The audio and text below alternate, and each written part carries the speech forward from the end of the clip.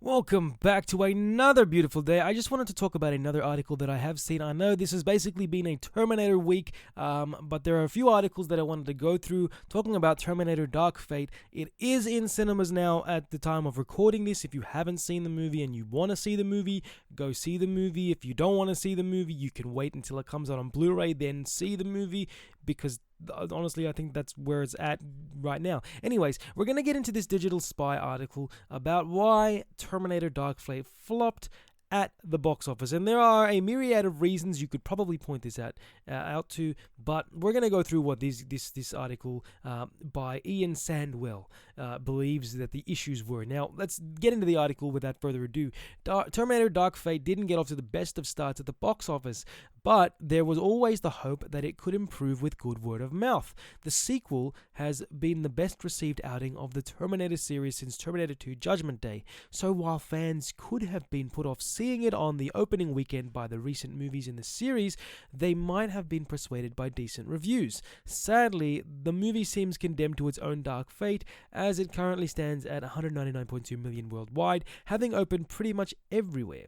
It dropped 63% in the US over a slow weekend of releases and looks set to end its run with under 300 million worldwide. But why did Terminator Dark Fate flop? Why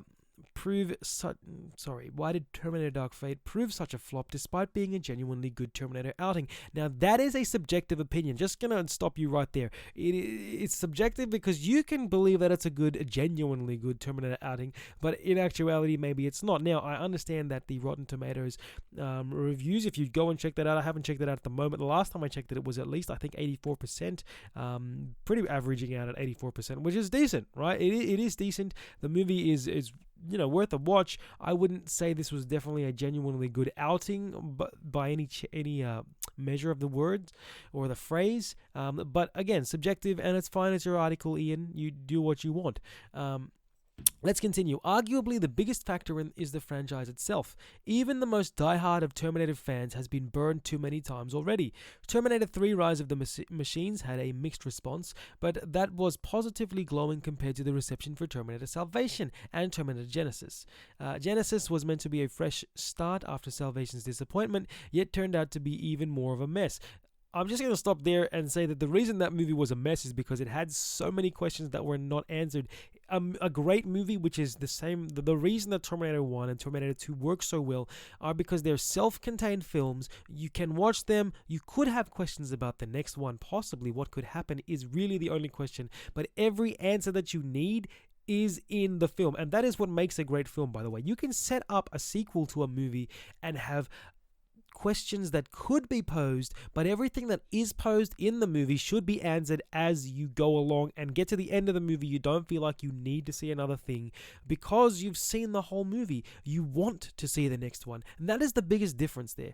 Let's continue. Yes, Dark Fate ignored all three previous movies, but the prospect of another reboot only 4 years after the previous one wasn't exactly exciting.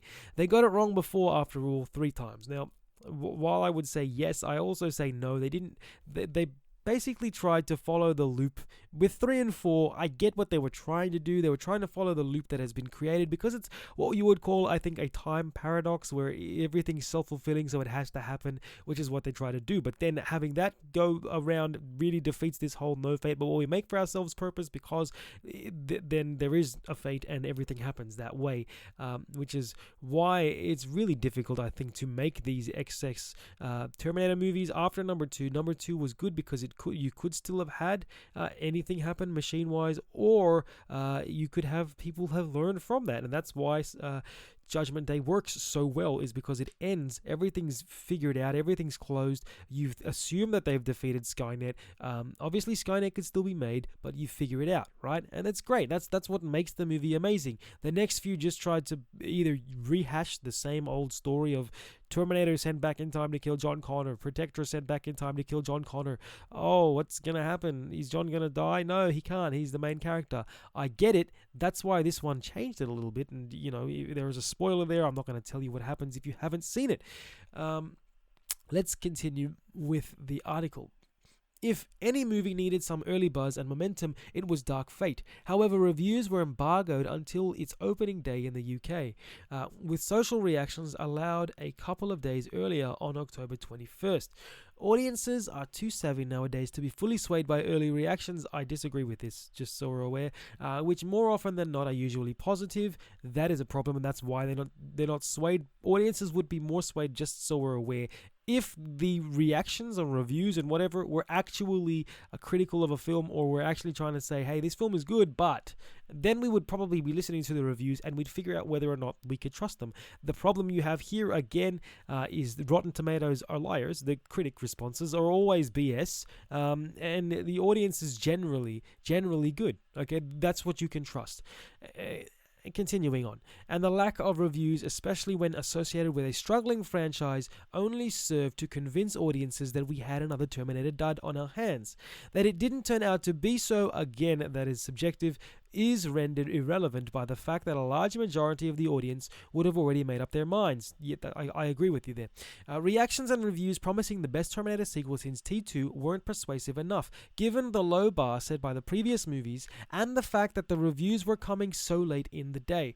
This is a problem based on the idea that we're supposed to trust critics, and you've seen this consistently. If I'm going to trust the critics on Rotten Tomatoes, they better be giving me accurate reviews, okay? They better be giving me good stuff to watch and to follow, and not things where ratings are basically lies by the critics. And that is a big issue that we're getting. We're getting this idea that critics can't really review things properly, because if they do review something properly, they have the potential to get fired. And this is where we're at today. It's called cancel culture, people. If you haven't heard about it now, I'm telling you about it. That's what happens. That's why no one can tell the truth anymore. Okay. It could also be argued that Dark Fate was never going to set the box office alight, with none of the previous 3 Terminator movies crossing 500 million worldwide.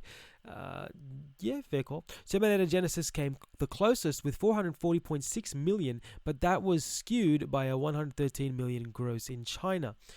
With a reported budget of 185 million, not including marketing spend, Dark Fate was already facing an uphill challenge to be profitable.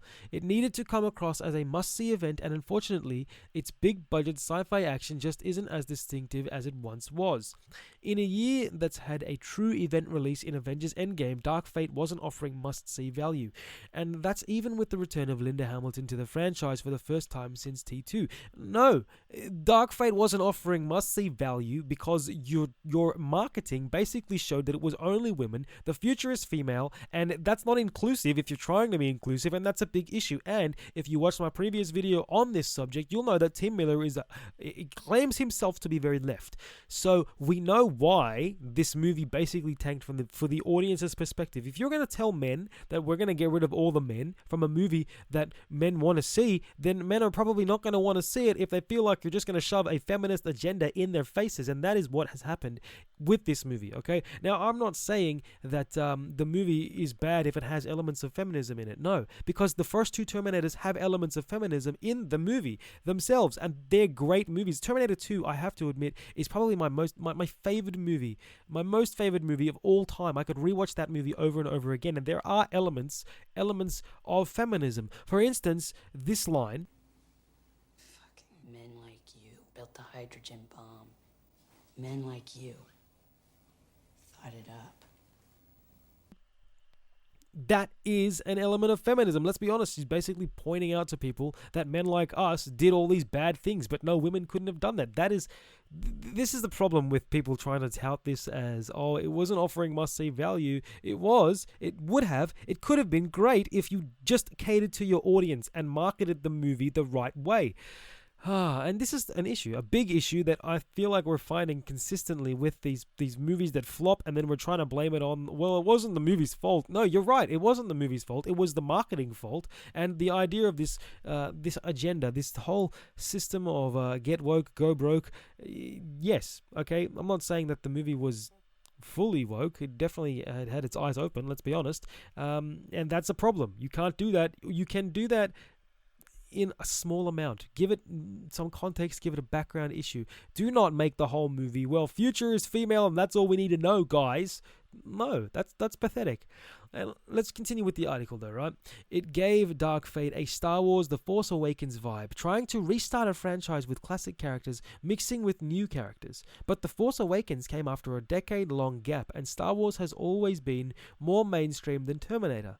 The same fans who would have been excited for Hamilton's return are the same ones who had been burned before. What's more, The Force Awakens brought a whole new generation of fans to Star Wars and didn't rely on prior knowledge. Dark Fate, on the other hand, always felt too closely linked to the original two movies to truly appeal to potential new fans. I'm going to stop here because this is the last thing that I'm going to show you from this article. If you want to read this article, you can. It basically goes on to blame Joker as being the more appealing film, which I think, yeah, probably it is a more appealing film, but that's because everyone touted it as being this incel creating film that no one should be watching. And so when you tell people that they shouldn't watch a movie, what are they going to do? They're going to go out and watch that movie. That's how it works. But let's talk about what just was just there, okay? They basically said that they used a Star Wars Force Awakens vibe to restart the franchise with classic characters mixing with new characters, which makes sense. This is the thing that they did, right? They used the same formula for this movie as, I think it was basically part 1-ish, right? Mixing little elements of part 2 there in there. The issue that I had is that they basically remade Kyle Reese as a female who's a super soldier, essentially, right? Now, what does that do? It says that with Tim Miller's whole leftist agenda here, because he admitted he's a leftist, and a far leftist, by the way. It basically says, well, hey, you guys sent someone back to 1984, but we sent someone better back this time, and she's female, and she's strong. I don't, no. And add to that, the fact that you made her annoying, it's just pathetic, okay? And that is what killed it, because, and I will agree as well to an extent that having multiple Terminator films consistently did not help. If they had just stopped at number 3, then, I think it was 2004 it came out, or 2003. If they stopped there and then they went into 2015's reboot, it would have been, I reckon Genesis would have had a much more appealing ideal. People would have at least gone to see it because it had been, 10 years, 11 years since the last movie.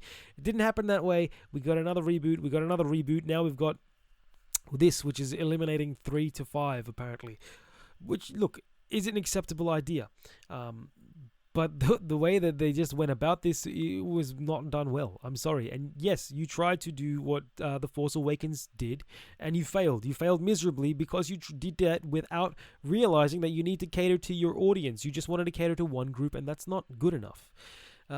Anyways, guys, that is all from me. If you have anything to say, the comment section below is where to put it. If you disagree with what I'm saying, then definitely put that there as well. I am always open to hearing your opinions about things. If you haven't already, please like and subscribe if you would like to hear my voice again in another video. As always, guys, when you step away from that computer screen or stop watching this video, however you're watching it, make sure to spread some peace, love, and always be spreading the positivity. I will see you in the next one. Bye.